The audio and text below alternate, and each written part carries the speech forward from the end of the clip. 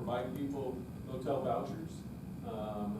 They can assist in terms of working at the check-in centers. And there's a lot of opportunities in terms of how individuals can make it.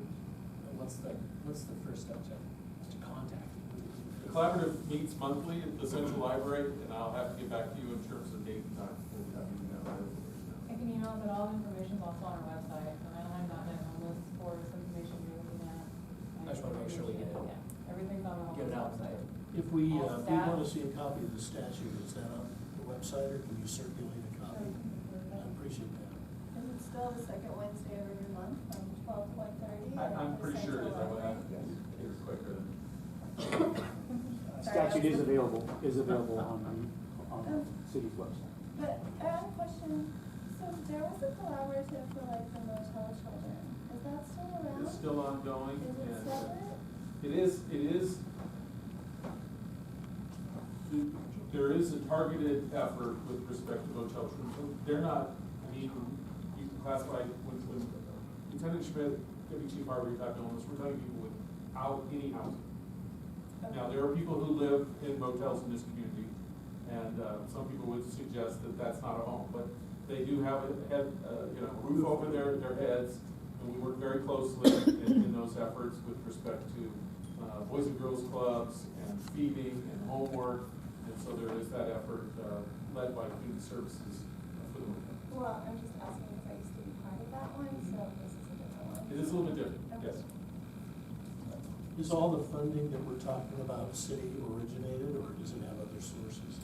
The contracts with Coast to Coast and CityNet to help facilitate our city contracts, city general fund dollars. A couple other questions, if I may. One is, so one of the questions that came up earlier is have we been able to ride along through with the homeless outreach? Would that be something that you would be open to having us do? Absolutely. Okay, so Absolutely. just- I like that. And then also, if you could answer perhaps with Mr. Noble's question, just regarding training officers have in dealing with homelessness. I know we've got the numbers, but what's that training look like? Well, the HLO training consists of, it's a full day of training that they go through. They get information from mental health, information from the VA. Most of it is how to access resources, who to call when you come upon a situation you don't know how to deal with.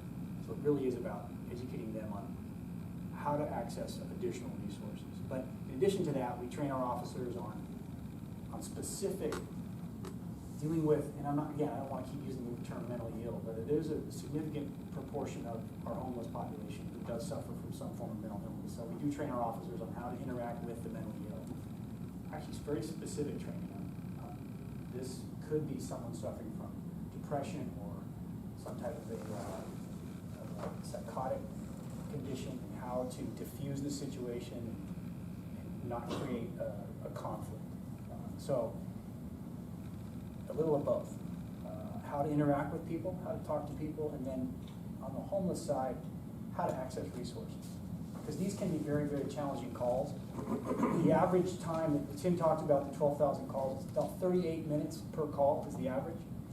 And we did the math, it equates to 7 full-time police officers working this problem, if you extrapolate it out. So, Carol. So I have a question about the church groups that come and feed and all of that. Is that helping or hurting in a problem? Often it is contrary to what it is we're trying to do. I applaud them for their efforts, but often, unless it's coordinated through CityNet or through some type of a coordinated effort, it can be counterproductive. And oftentimes that food goes to waste, or it's thrown away, or it just, I think the best term is counterproductive. That there needs to be coordination of these, and we have done a lot. A lot of our work is to talk with those churches and to kind of guide their energy and their resources toward what is the most beneficial. But them just showing up in a park at different times of the day can actually make the problem worse.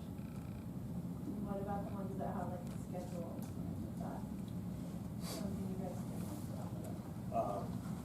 It creates a much bigger problem because we draw people outside our community to come into our community in West Anaheim. As the chief was saying, we've attempted to coordinate that effort. Some of the churches have been resistant to it and feel that they have better direction, better access to the folks.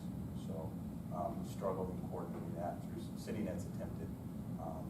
Hopefully with the shelter coming online, it'll be something a little bit more focused and a little designated place that will be more successful for us. A lot of the churches are from out of the area too, and they come here because they know there's a need here. So again, we applaud them, but there needs to be coordination. How long does this outreach program been going on? Started in January of 2014, we formed our technological emergency response team this November of 13, so kind of about that time. Mark's got a question, do you mind taking one? Just for anybody that wants to answer it. West Anaheim seems to be the focus of a lot of the issues with the homeless, seems to gravitate towards, what you say, Twyla Reed and Schweitzer and all that. There's a massive vacant lot at Beach and Lincoln. It's the Westgate Shopping Center proposed thing that we've been waiting for 10 years or something for. And that thing is so massive. You could open that up, you could feed people there. If you build it, they will come kind of thing. If you tell the people in the park, they'll come over. We've done that at Kelly's Corner where Kelly Thomas was built. If the people know, they will. You could set up a whole kind of a picnic area just off the Beach Boulevard right there. Also, you could utilize that space because God knows when they're going to build a shopping center there, if they ever do. And just have the people can camp out there, get them out of the parks. And Mark, that's a policy decision. It's a policy topic, a question that's really not for the police department. Right, I understand that. So, But at the same time, we have the city head here, and we can maybe work on some kind of an agreement with whoever. whatever, these solutions often get brought to our attention, or suggestions, and most of them are going to have consequences or side effects or issues that will be just simply moved to a different location. I'm not going to comment on the efficacy of a plan like that. We really can only answer questions that are specific to the police department and how we respond to calls for service. It is not our responsibility. We cannot solve this problem. It is, as the city manager said, going to require federal, state, nonprofit, everyone coming together. Absolutely, but I do have the idea for anybody that wants to grab onto it.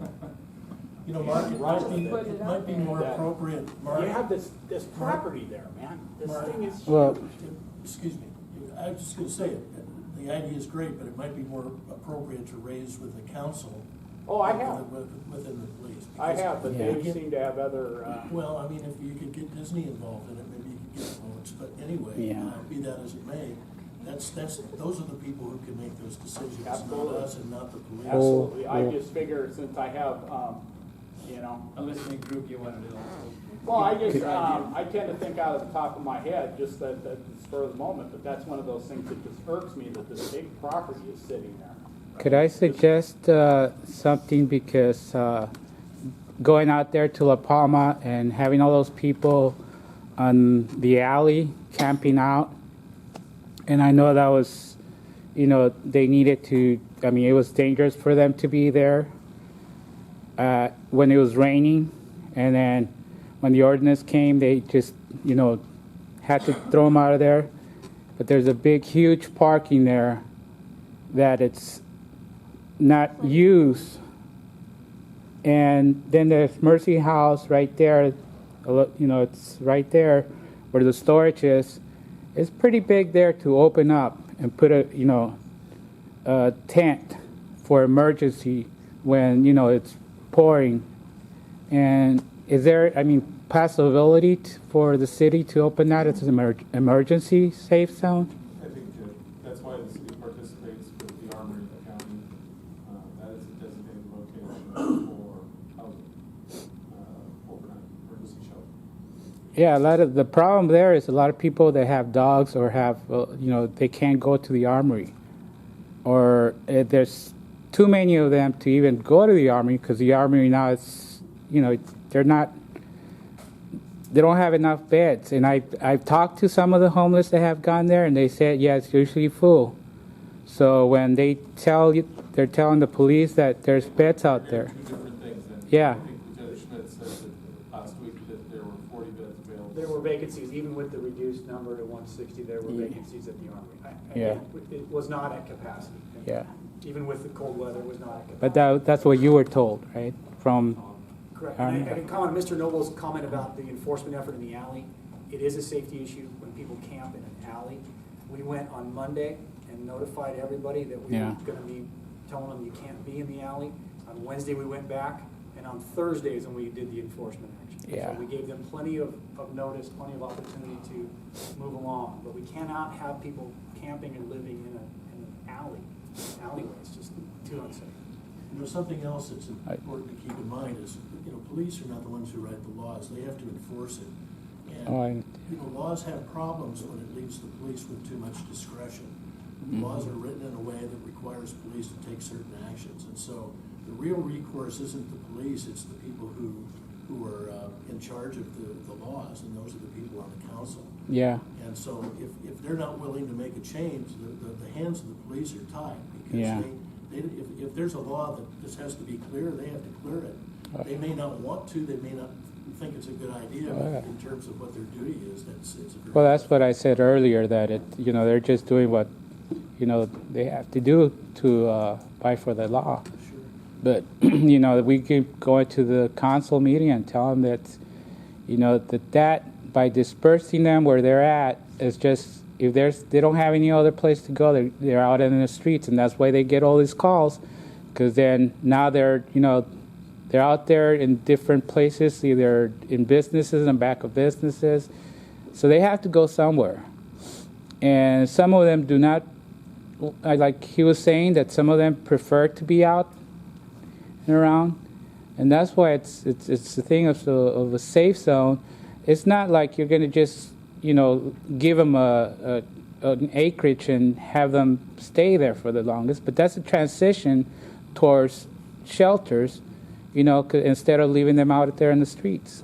I mean, it's just common sense. But I think you're absolutely right, but I think the chief has said it well. These are policy questions that are really beyond our purview and the police's purview too. It's questions of policy that only the council can address. Oh yeah. So we all need to do what we can to assist in getting that message across. Yeah. I think it goes beyond that. This board of supervisors is where we're heading next. We still live in a country where there is no right to housing, no constitutional right to housing. But be that as it may, the law may not require people to have a place to live, but just out of the goodness of people's hearts, we recognize the problem. But the problem is so big that given the money available and the resources that have been committed, the problem just can't be solved completely. But obviously we all want it to be as well managed as possible. But really there are some policy issues that need to be addressed in that other forum. And the richest country in the planet are the history. Well, the chair recognizes somebody who's been waiting here to ask some more questions. That's Mr. Nelson. Thank you. Yeah. I took part in the homeless count a couple of years ago. Do we know where they keep coming from? Because these are not all Anaheim homes. And you've relocated 450.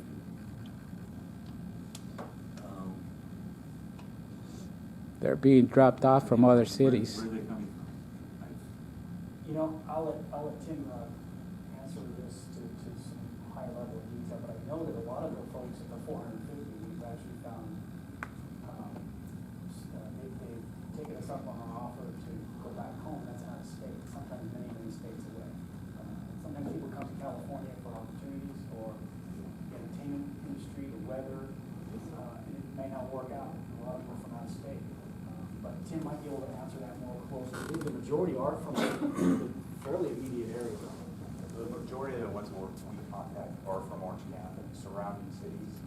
But not necessarily in Anaheim. Not necessarily Anaheim. It seems public fees tend to draw a group, especially in West Anaheim. Some of our ordinances seem to be the lesser punishment than others, so we seem to be a little bit more complicated. There was discussion of changing those infractions to misdemeanors. There was the after hours in the park, that we changed to that infraction misdemeanor, repeat offenders, in December 18th, or I'm going to say November 17th, and went into effect on December 18th. That would be very helpful for us as an enforcement tool to have people leave the park at night and not sleep in the park and have games. That would be very helpful for us, law enforcement side. And a few others in that chapter are now misdemeanors as well. Possession of alcohol, and a few others that relate to safety. In the parks are what we call woblets, meaning they can be filed as an infraction or a misdemeanor. So that's a big help, and that's very supportive of the city staff and the city attorney's office. So how often do you do enforcement? I mean, you only have 4 officers still, correct? Correct. We've done enforcement at night here in the last 2 weeks. One at Palm Park in the alley, and cleaning out the park at night, forcing people to leave the park, and just one at Maxwell Park. We have direction from staff to do it more on a regular basis. We do have complaints from our residents of West Anaheim. There is a real need for the parks to be clean and safe, and we hear that from the police department. It's a tough balancing act. Yes. Between the residents and people who are trying to help them. I've been out with your team twice, and I think they do a good job. It's a citywide effort. We have as much support from code enforcement as plays a big role in public works, because we do have a lot of property, and those folks, we do store the property. If we go to the park and it's unattended, we take the property and store it. If we're in the park after hours, they need to leave immediately. If we can't, we take the stuff and we store it. Now, we don't throw it away. That's important to understand. We don't throw it away. We hold on to it for 90 days. Tell them, hey, tell them you can retain your property, come down to the police department, go to this location, make an appointment, the officer will meet you there, you can have all your property back. Our intent is to give them all their property. We just need a place to store it. And they get citations, and that's where the city attorney comes in, and the support from the city attorney's office to prosecute these, to force our residents who are living in the park to use the shelter or seek help from coast to coast or city at those properties. It's a two-pronged approach. You can't have enforcement alone will not work. The outreach has got to be that they come together. That's a key thing. It's got to work. The 90-day rule, is that part of the statute? Hold on. Yes, No, the 90 that's days. that's a city, it's in our city ordinance, that we're gonna hold that property for 90 days. Any other questions? We had one from up here. I was just, Mark and Lou were throwing out suggestions, and I kind of felt they were being, told that they shouldn't say those things, but the thing is that I think everybody's just trying to help and throw out ideas, and even if, of course, we're not gonna solve it here in this room, the problem, but I don't see anything wrong with putting ideas out there. Maybe they'll go further than this room. Maybe one of you will bring it to somebody's attention. They're just ideas. No, Nancy, I think it's a good thing to have the ideas. I think it's part of our job, though, when we respond to you to, I mean, not that you need to be educated on it, but a lot of people think that, if they say something here, that's where it needs to be said, and don't know that, the policy is not made here. So it's really a matter of just making sure everybody knows that if you really feel strongly about this, the forum in which to address it is the council. But I'm happy to have your input, or I wouldn't allow it, since this is not the public comment section. I actually don't have to allow any questions, but I do that because we care about, what you're thinking, and we want you to leave here feeling like if you had questions, that at least some of them were answered while you were here. And thank you for letting us know. where to go. That's my intent, I just want you to understand that's why I shut it down a little bit. We because bring these things up to the council and they tend to be otherwise occupied. Yeah, and by the way, thank you for letting us know where we can go next. That's kind of important. Yeah, I wish I could say, it's efficacious, but that, the American democratic process is a great one, but it's a tough one. Yeah. It takes sometimes time and lots of changes and personnel and other things to make things happen, but we can't stop trying. Well, and some of us are in our homes at night, warm, in warm beds, and we lie there feeling really guilty because there are people out there that are shivering and freezing to death and can't get a wink because of it. They might not even survive the night. So we just are trying, to think of anything we can. We appreciate it. Yeah, it just seems inhumane. But, we bring you these ideas for you to maybe pass it down. Since some of the time the council doesn't listen to us, maybe, you could bring it up in your own discussions with them. So, but we'll keep trying. Well, thank you very much. I appreciate that. And Chief, did you have anything to weigh? We really appreciate you coming down here. Of course, absolutely. Lieutenant, thank you very much. Really appreciate what y'all are doing. I don't know if you're aware of this, but I was the attorney in Toke versus City of Santa Ana, representing the city. So I have, a deep interest in the area and the questions that, are being addressed. Even though I represented the city, like you, I feel very strongly about, that we have a real problem that we can't just ignore. And I appreciate the fact that Anaheim stepped up and has, put a group together that cares about addressing it. That's awesome. So, Yeah, and I said earlier, I don't know if the city is doing more other than Anaheim. There's a few in the county that are committed to doing whatever is possible. Anaheim's certainly one of those. So, I wish we're making more progress.